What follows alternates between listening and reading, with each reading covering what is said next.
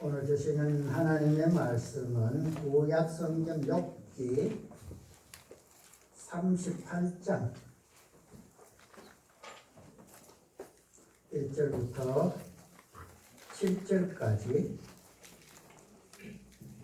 욥기는 시편 앞에 욥기입니다.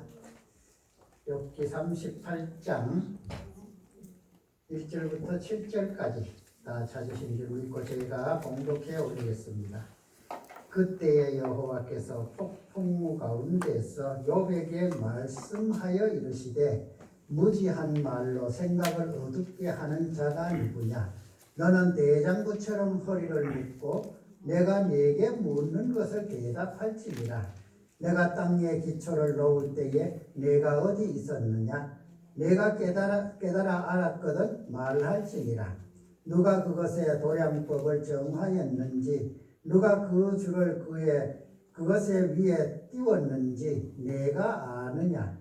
그것의 주추는 무엇 위에 세웠으며 그 모퉁이 돌은 누가 놓았느냐? 그때의 새벽 별들이 기뻐 노래하며 하나님의 아들들이 다 기뻐 소리를 질렀느니라. 아멘. 이 시간 할렐루야 찬양대 소프라노와 엘토파트가 하나님 앞에 찬양으로 영광을 돌리겠습니다. 온전하게 못 드린 것이 꽤 오래되었습니다. 이제 아마 11월 달부터는 위드 코로나 시대로 들어가서 어쩌면 또 하나님 앞에 감사의 찬양을 올려드릴 수 있는 그때가 곧 오게 되어질 줄 믿습니다. 하나님의 크신 은혜 안에서 10월 세 번째 주일에 우리에게 베풀어 주실 은혜를 사모하며 오늘도 예배로 나가는 모두에게 하나님의 크신 사랑과 은혜가 넘치도록 부어주실 줄 믿고 우리 앞뒤좌우로 인사합니다. 사랑합니다. 축복합니다.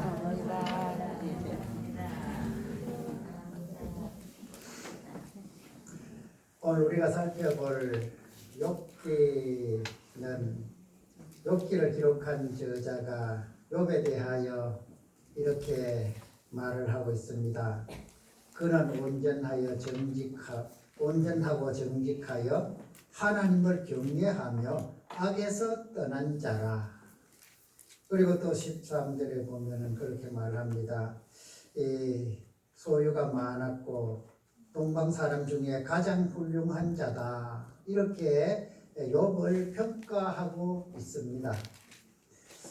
욥기에서 1장 13절부터 시작되는 욥에게 닥친 불행, 또 마귀가 욥을 이제 모함을 했지요. 욥이 괜히 하나님을 섬기겠습니까? 하나님이 욥에게 은혜 베풀어 주셨기 때문에 그렇지, 하나님이 그 은혜를 거두어 버리면 욥은 틀림없이 욕하면서 돌아설 겁니다. 이런 것 때문에 사실은 욥이 애매하게 육신의 고난 얼마나 아팠습니까? 발바닥부터 정수리까지 성 한 대가 없이 아픔을 겪은 것이 욥의 그 정말 고난이었습니다.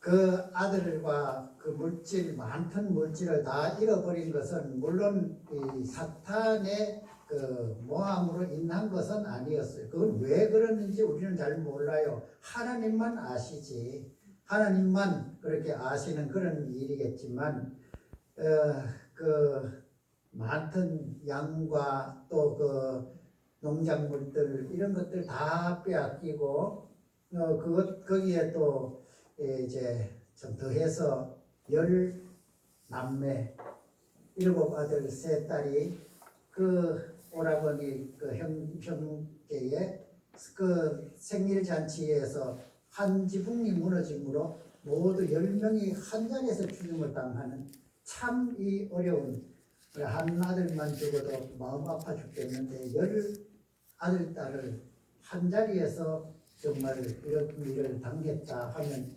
견뎌낼 사람이 누가 있습니까? 욥은 그걸 당했어요. 그런데 욥은 그러면서도 그렇게 말합니다. 주시니도 여호와시요 거두시니도 여호와라고. 내가 알몸으로 나왔는데 어차피 나는 알몸으로 하나님 앞에 나아갈 것이다. 이렇게 고백하면서 이제 하나님의 그 하신 일을 이 하나님의 뜻으로 받아들이는 이 욥의 마음을 보지요. 그러면서 이제 이어지는 사탄이 이제 그 하나님 앞에 고소를 하지 않습니까?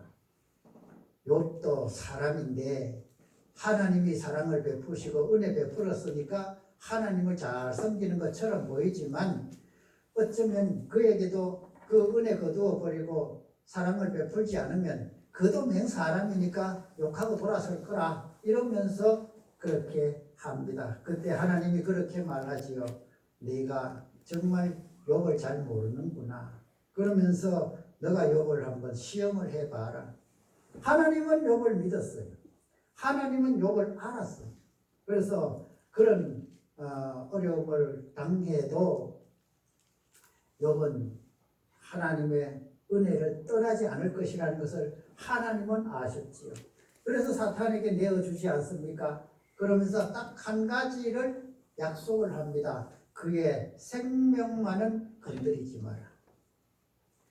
그러면서 당하는 고난이 정말로 이 38장 37장 오늘 본문 앞에 물론 이때까지 이 말씀으로 모든 것이 회복되는 것은 아니지만 이때까지 그 아픔으로 겪어왔습니다.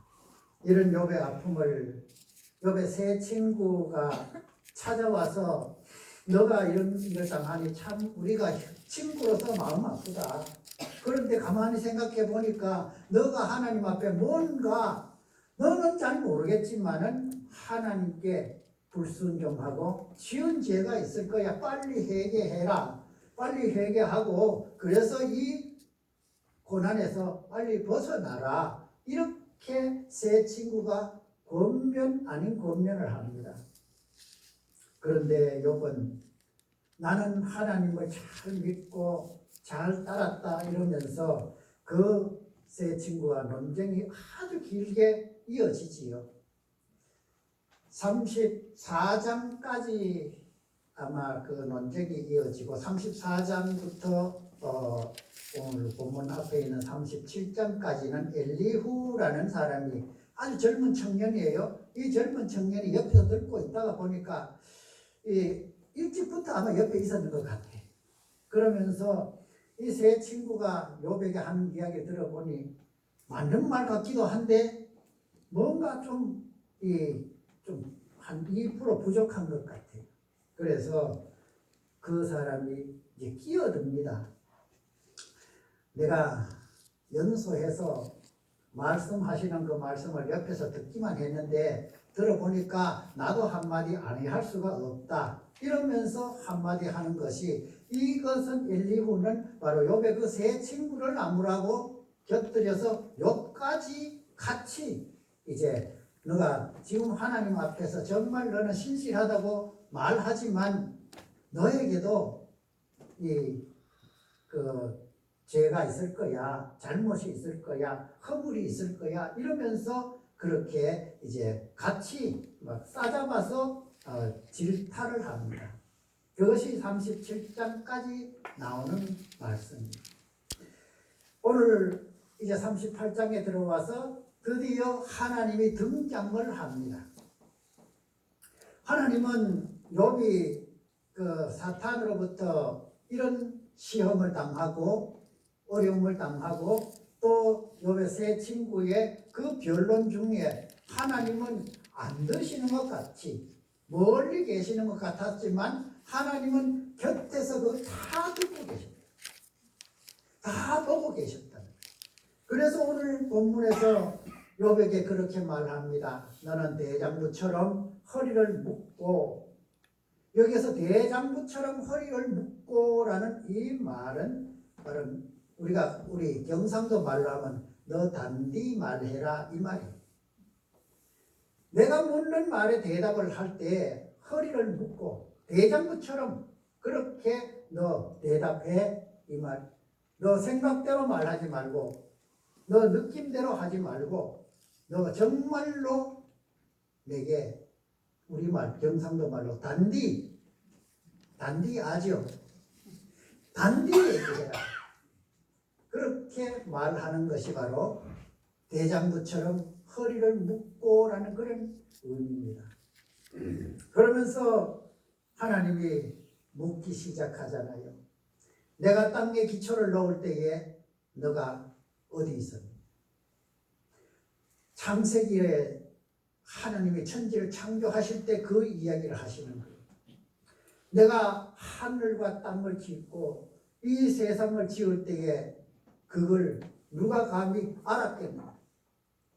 요번 이 질문을 지식적으로 하려 하면은 충분히 대답할 수 있어요. 누가 했느냐? 하나님이 했어요. 이거는 쉽잖아요. 하나님이 하셨다는 것은 우리는 지식적으로 다 압니다.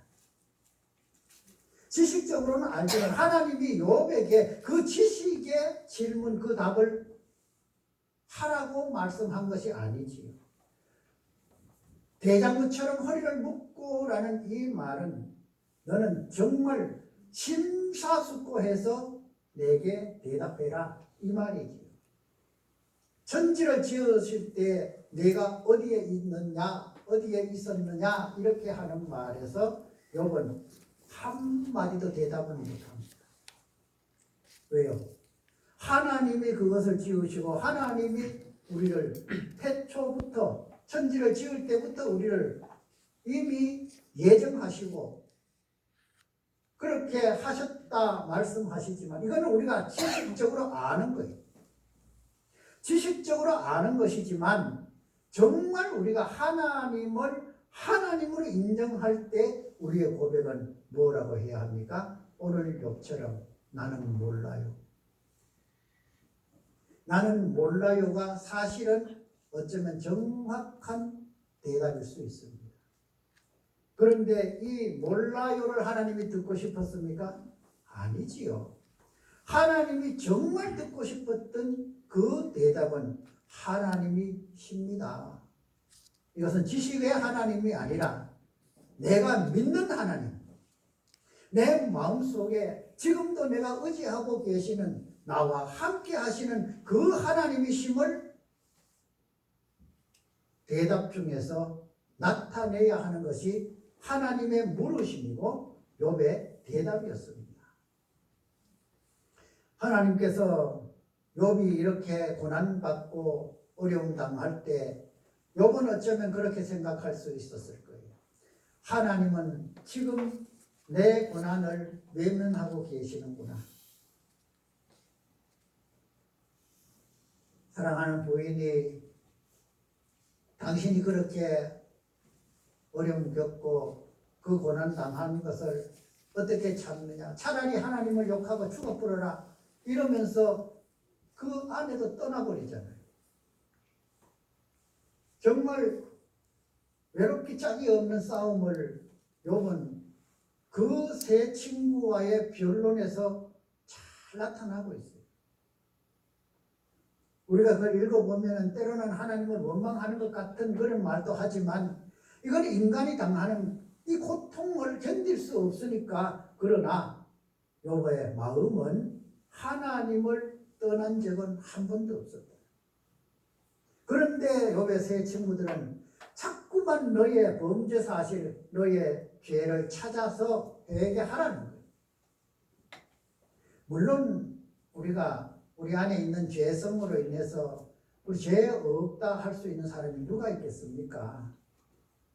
여기에 욥의 세 친구들은 자꾸만 내가 하나님 앞에 회개해야 돼 그는 이 말은 정말로 나의 연약함과 나의 부족함과 이런 것을 하나님 앞에 맡기고 나아가라 하는 이런 말이 아니라 지금 너가 이 당하고 있는 것은 죄의 값이야 이 말이에요.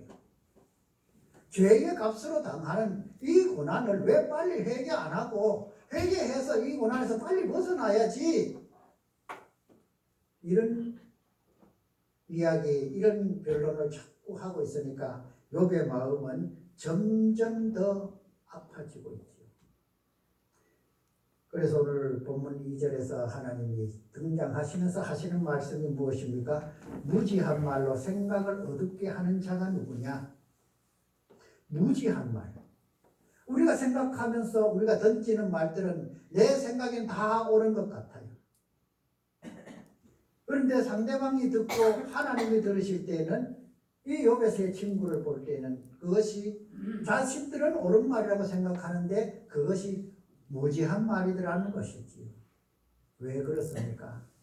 물론 욥의 세 친구가 욥의 마음을 후벼 파기 위해서 던진 이야기는 아니에요. 어쨌든지 빨리 이 고난에서, 이 어려움에서, 이 환난에서 벗어나게 하기 위함이라고 하지만 그가 하는 말은 그 고난과 환난 중에 더 짐 하나 더 올려놓는 것 같은 결과로 오게 되어졌다는 것을 오늘 하나님도 그것을 옆에서 들으시니까 다 아시는 거죠.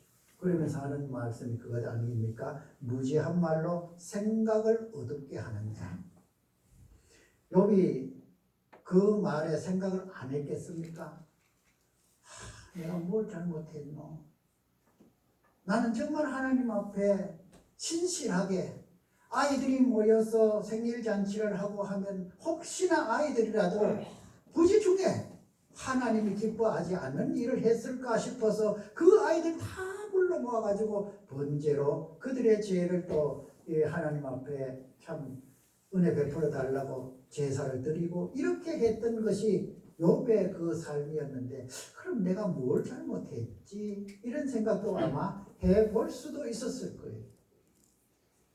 이런 생각을 하게 하는 이 말이 바로 무지한 말이고 생각을 어둡게 하는 것이란 말. 하나님이 보실 때는 그렇다는 것입니다. 그래서 하나님은 욥에게 내가 이 천지를 지을 때 그리고 이 땅에 기초를 놓을 때 이것을 할 때 누가 했는지 너 아느냐?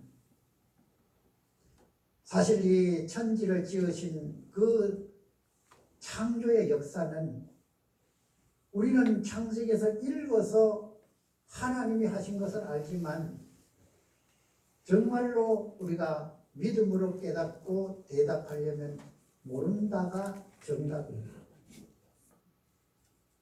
하나님께서 이 모든 우주 만물을 지금도 운행해 가시고 섭리해 가시는데 그 가운데서 살아가는 우리에게 하나님의 은혜 베풀어 주심은 오늘 욥에게 하시는 말씀과 똑같다고 우리는 생각할 수 있습니다. 욥이 이런 사람일진데 이런 어려움 속에서 그 믿음을 지킬 수 있었던 것, 욥이 특별한 사람이었기 때문에 그런 것은 아니라는 거지. 과거 초대교회 시대에 우리가 역사를 통해서 잘 알지 않습니까? 얼마나 많은 사람들이 순교의 제물이 되었습니까? 한마디만 나는 예수 안 믿을게요 하면은 그런 고난도 없고 죽임도 당하지 않아요. 그런데도 그 주님, 그 하나님을 배신할 수 없고 떠날 수 없기에 사자굴에 던져지면서도 그 하나님을 부인하지 아니하고 어린 아이를 안고 사자굴에 던져질 때 아이가 막 울지 않습니까? 무서워. 그때 그 어머니가 그렇게 말합니다. 얘야 잠깐만 참아라. 그러면 우리는 영원한 세계에 들어가는 겁니다. 이게 그 당시 초대교회의 성도들의 믿음이었단 말이에요. 어쩌면 욥이 당하는 고난에 욥과 같은 고백을 하는 사람이라 할 수 있지.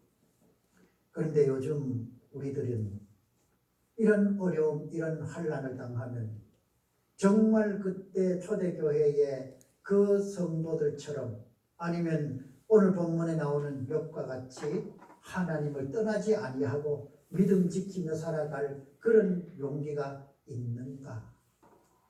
오늘 우리가 대장부처럼 허리를 묶고 너는 내게 대답하라 그런 하나님 말씀을 우리 마음에 새길 때 우리는 이와 같은 대답을 할 수 있어야 할 겁니다. 욥은 그렇게 하여서 물론 42장에 다음 주에 한번 생각을 해보려고 합니다만 그가 잃어버린 것에 피해를 받았고요. 또 10남매 다시 돌려받았고 140년을 살면서 그 손자 4대까지 안아보면서 정말 천수를 누리다가 하나님의 품으로 돌아갔다고 기록하고 있습니다.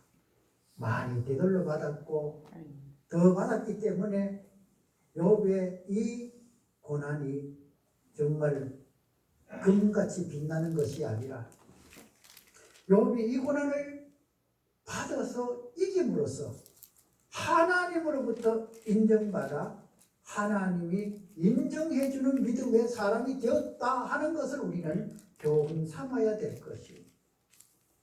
우리 대답합시다. 하나님이 지금 우리에게 물으실 때 우리는 뭐라고 대답하실지 지금부터 우리는 그 마음속에 잘 준비하여서 정말 대장부처럼 우리 허리 묶고 단디 정말 하나님이 기뻐하는 대답으로 우리가 할 수 있는 그 대답을 준비하고 이 질문은 하나님은 끊임없이 우리에게 할 겁니다. 우리 마음속에 하실 것이고 우리 귀에 들리도록 하실 것이고 그렇게 우리 주님, 우리 하나님은 지금도 우리에게 묻고 계신다는 거예요.